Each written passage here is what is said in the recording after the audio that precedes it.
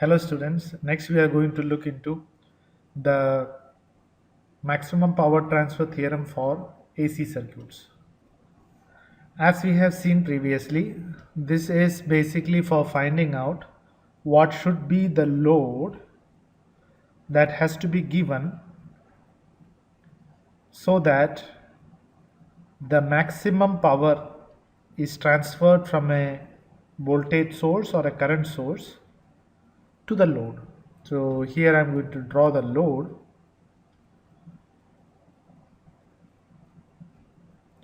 Now in AC circuit, it's not just resistance but it's impedance. So I will write it as ZL, which consists of a resistance part, which I will write it as RL, and a reactance part, which I will write it as XL. Similarly, since it's an AC circuit, we know that this is basically the source voltage. So let me write that this is the source voltage Vs and this is the source impedance Zs. Okay, and Zs basically has a real part or the resistive part, which is Rs, and the imaginary part or the reactance part, which is Xs. If you remember, in DC it was Rs here and RL here, that's all. But now, because of being an AC circuit, we may have an reactance part. Now don't consider this XL to be, don't consider that this XL will be actually the XL for impedance. No, this L stands for load reactance. XL is load reactance, R is load resistance, XS is source reactance, and RS is source resistance. Okay, now there are different conditions for which the result will be different. If you remember, in our DC case, we had come up with a simple solution that RL should be same as RS, which was for our circuit, we said that it is basically the Thevenin's resistance RTH. Okay. Now the same cannot be applied. We cannot say that ZL should be equal to ZS. No, this is wrong. Okay. So we will have three different conditions and we will see for each condition what is the solution. And based on that, we will apply that in the subsequent problems. So let me start with the first condition.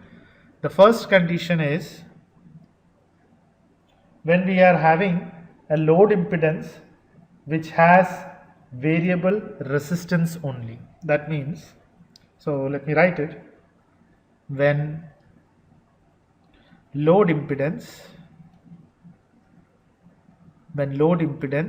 is variable resistance. That means we are talking about the case when ZL is only RL. That means there is no XL component. Okay. So in that case, let me draw the circuit first. So we will draw the source, which is ZS, source impedance, and then source, sorry, I should not draw this. I should actually draw a AC source. Okay, and now we are having the load, and let me draw the load as this, and here the load is going to be ZL is equal to only RL, and it's a variable load. Variable means its value can change. And for the other one, this one we will name it as Vs, and this one we will name it as Zs, which has a real part and an imaginary part. Okay. Okay, so if this is the case, then I will have to consider the current that is flowing into the load, which I will write it as IL. Again, IL is a AC current. So from the circuit, so I will write from circuit, we can see that IL is going to be equal to voltage Vs divided by total impedance, which is Zs plus ZL. Okay, if I write it in full format, I will write IL should be equal to Vs divided by, now Zs I can write it as Rs plus JXS plus ZL, which is only RL. Okay, now coming to power. Okay, before that let me again rewrite it in this particular format, where I am taking the real parts all together, which is Rs and RL together plus JXL. Okay, now for AC circuits, power is basically given by the equation magnitude of IL square. Okay, magnitude of IL square into the resistance part, which is RL. So even if we are having RL and XL will generally not consume any power. Only the resistive part will consume power. The reactance part will not consume power. Okay, so generally an inductor does not consume power. A capacitor does not consume power. But if that inductance and capacitance have an internal resistance, then of course they will consume power. So power consumption is there only when there is resistance. Okay, so that's why the power that will be there, it will be only because of the RL component. Now in this case we only have RL, that's another thing, but generally this is going to be the equation for AC. The power is basically given by magnitude of IL square. Now what is magnitude of IL means? See, IL is an AC current which can be written in some form of X plus JY, because it's AC, we know that it's written in complex, or it will be written in some terms of magnitude with some angle theta. When I say that I am looking for magnitude of IL, it means that I am looking only for M. I am not interested in theta, I am not interested in J value, nothing. I am only interested in, like, X and Y always should be there, but I am interested in magnitude. How do we find magnitude? Magnitude can be found out by a simple formula of, if suppose its real value is X and imaginary value is Y, then under root of X square plus Y square. That is how we find out the magnitude. Or you directly take that value and do the polar conversion, and whatever you are getting in magnitude side, that you take as magnitude. Okay, it's one and the same thing. Either you use this or you use it is one and the same thing. So this is the power. This I will put in a box, because for AC this is what you have to do. You have to take the magnitude square of the current multiplied with the resistance of whatever is there in the load, resistance only. Okay, remember this. Okay, so if that is the case, then IL square means I have to take the magnitude of IL and then square it. So I will straight away write IL magnitude square is, now Vs is real value, so I can write Vs if Vs is real. If Vs is not real, then I will have to take its magnitude and write square. Okay, and then I will have to take the magnitude of the denominator. Now denominator is having a real part and an imaginary part. Clear? So what is going to be that? That is going to be Rs plus RL square plus the imaginary part square, which is XL square, the whole under root, and then the square of that, because we are taking the magnitude square, isn't it? We have written the magnitude square, so I have to take the square of that. But instead of writing the square and this under root will basically cancel off. So what I will do is I will basically keep this just like this. So this is our IL square.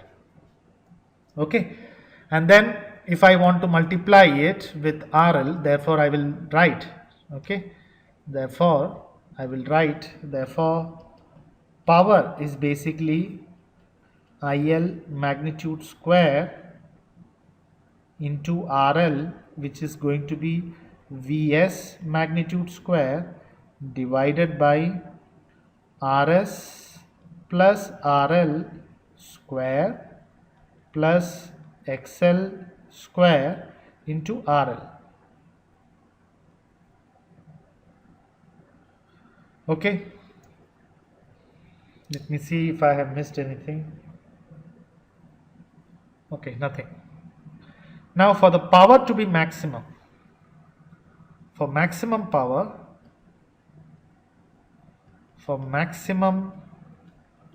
power, the condition is that we learned yesterday, dP by dRL should be equal to 0.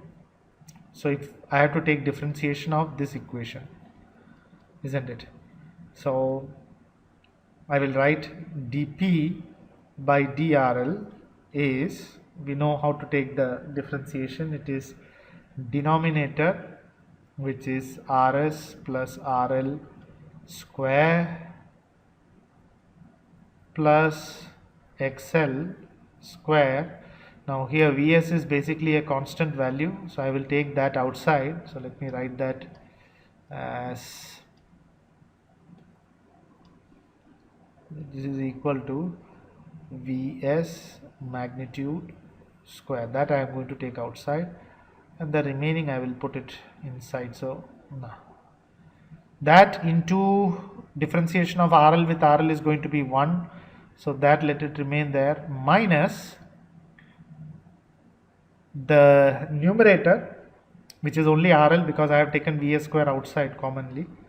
So now it is RL into the differentiation of the denominator with respect to RL, where XL square will basically result in 0, so that is going to go, square will come as 2 here, and then I will have Rs plus RL into 1, that into 1 no need to write. So now I am having Rs plus RL square plus XL square, that should be equal to 0. For this to be 0, the denominator I cannot do anything, Vs I cannot do anything because basically that's also constant. So only what remains is that this Rs plus RL square, okay, plus XL square minus 2RL Rs plus RL should be equal to 0. Why? Because only the numerator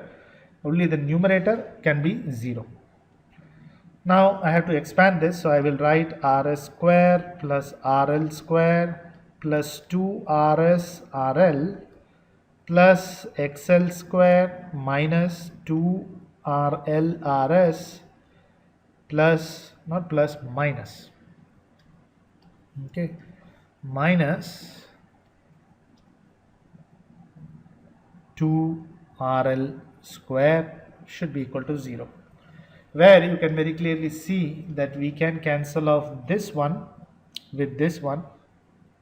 Now what remains is minus 2RL is there and RL square, so sorry, minus 2RL square is there and RL square is there.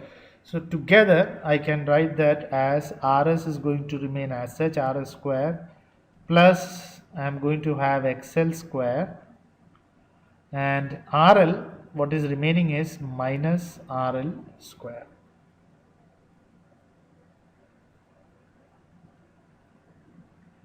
Okay, that should be equal to 0, or I want to find out RL, so RL square should be equal to Rs square plus XL square. Okay, or what I can say is RL is equal to under root of Rs square plus XL square. Now what is Rs and XL? Not XL, XS, sorry. Oh, I made a mistake here. This has to be, oh, I'm sorry. Right from the very start I made this mistake. Please have a look everyone here. This is XS. Similarly, this also I have to write as XS. This is not XL, it is XS. XS. This also has to be XS. Oh my god. XS. XS. This is also XS. XS. XS. I'm sorry, I have to rewrite the whole thing. Okay, this is going to be XS, again XS,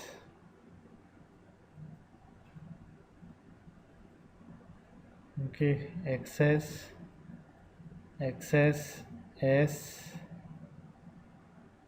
S. All of you will have to rewrite it, I'm sorry. Okay, so Rs square plus XS square. Rs square plus XS square means if I am going to take ZS, then I am having Rs and I am having XS, isn't it? So it's as good as writing the magnitude of ZS, because magnitude of ZS is going to be Rs square plus the imaginary part square, which is XS square. So together, if you see this, it's basically the magnitude of ZS, the magnitude of ZS. So here I should have drawn it as under root, yeah. So magnitude of ZS, clear? So basically for maximum power transfer, hence, so let me write that as a statement, okay, hence for maximum power transfer in AC circuit, when load is only resistive